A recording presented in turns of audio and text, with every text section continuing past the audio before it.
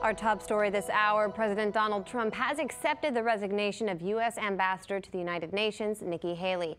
Speaking at the White House earlier today, Trump saw Haley off in a joint announcement from the Oval Office.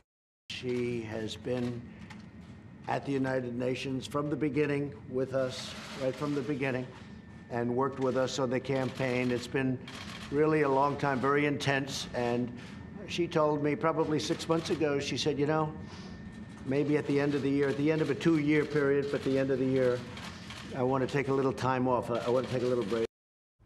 The timing of the announcement is curious considering Haley's influential role in the Trump administration.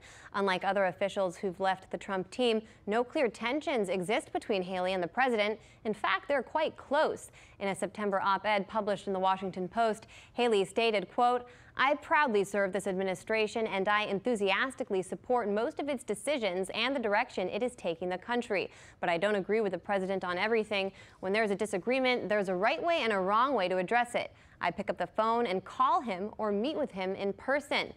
Haley claims when she talks, the president listens. During the announcement, Haley touted her accomplishments at the United Nations, listing off a number of countries she pushed the international community to bomb, sanction, and demonize.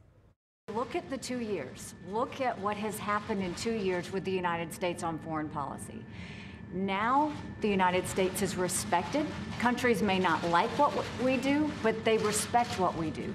They know that if we say we're going to do something, we follow it through, and the president proved that, whether it was with the chemical weapons in Syria, whether it's with NATO, saying that other countries have to pay their share.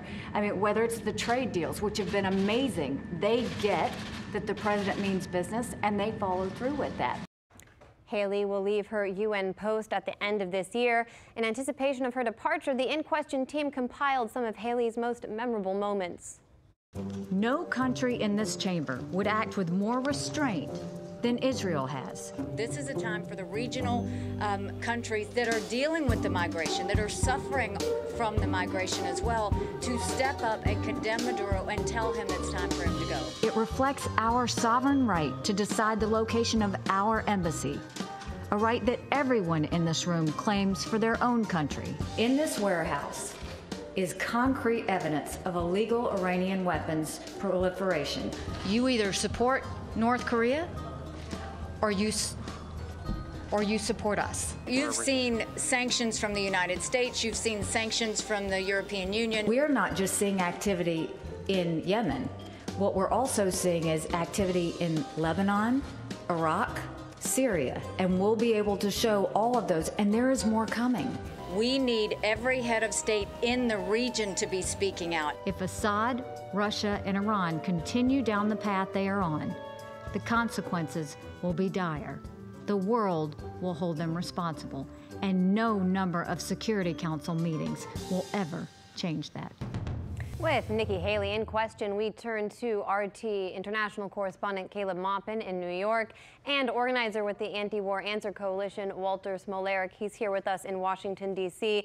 Walter, I'll start with you. Were you surprised by this announcement, and what do you believe Haley's legacy at the UN will be?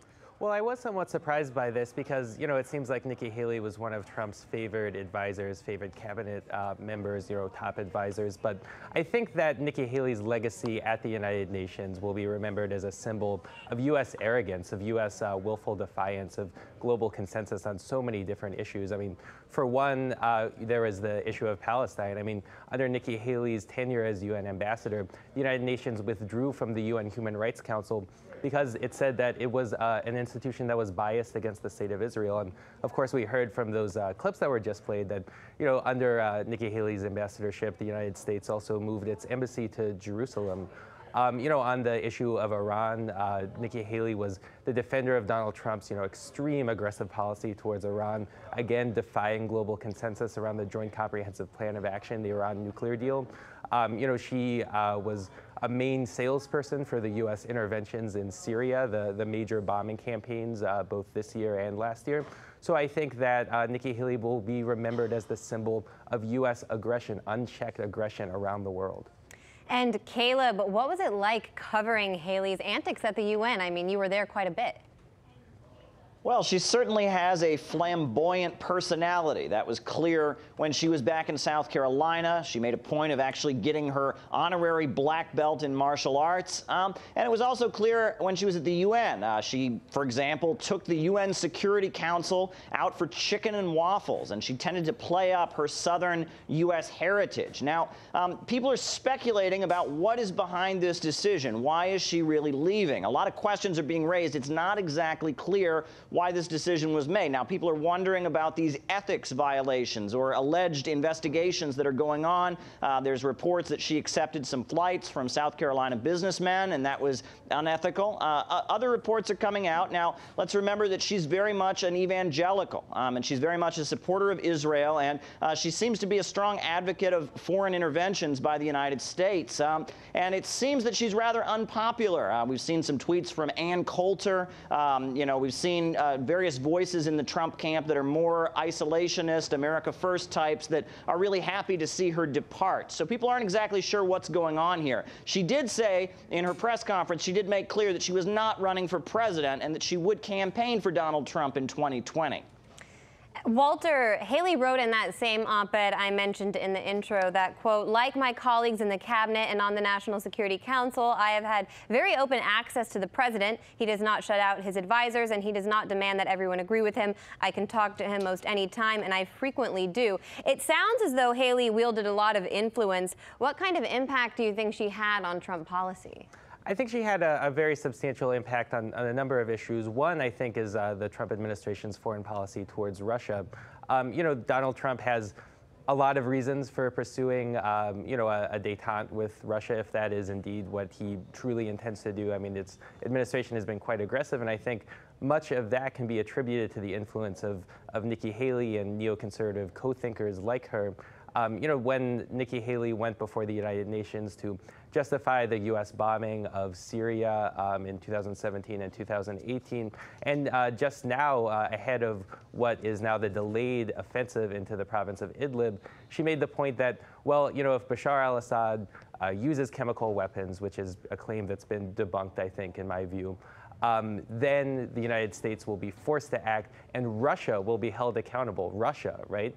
So whenever it's possible, whenever she has an opening to do something that will deepen the animosity between the United States and Russia, I think she's taken that action, and perhaps that's been her most influential role. And finally, Caleb, in her announcement just a few moments ago at the Oval Office, Haley said during her time at the UN she helped gain respect for the United States. As someone who was just covering the UN General Assembly, is that true?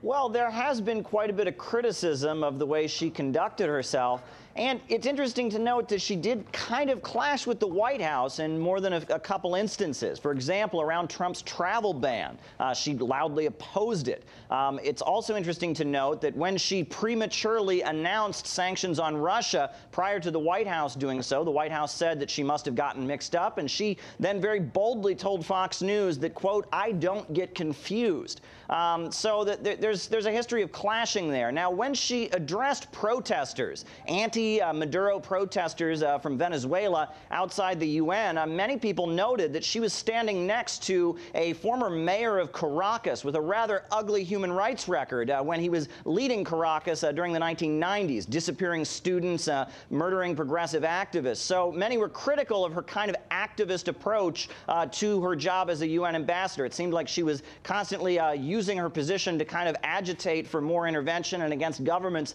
that she didn't care for. And that seems to be why certain sections of the Trump camp may not have been so disappointed to see her depart. But there's a lot of questions here. Many people are saying there must be something going on below the surface. She says it's been a long 8 years and she's just ready. She's tired and she's overworked and she's ready to leave at the end of the year. But a lot of people are speculating that there could be a political disagreement that is underlying all of this. Well, maybe we'll have some more answers in the coming hours and days. We'll update viewers as we learn, but for now, we'll leave it there. Organizer with the Anti-War Answer Coalition, Walter Smolarek, and RT correspondent Caleb Maupin in New York. Thanks so much. Hey YouTube, thanks for checking out our channel. We hope you enjoyed the video. We have tons of content for you just like this. For more of RT America's one-of-a-kind news and analysis, be sure to subscribe and never stop questioning more.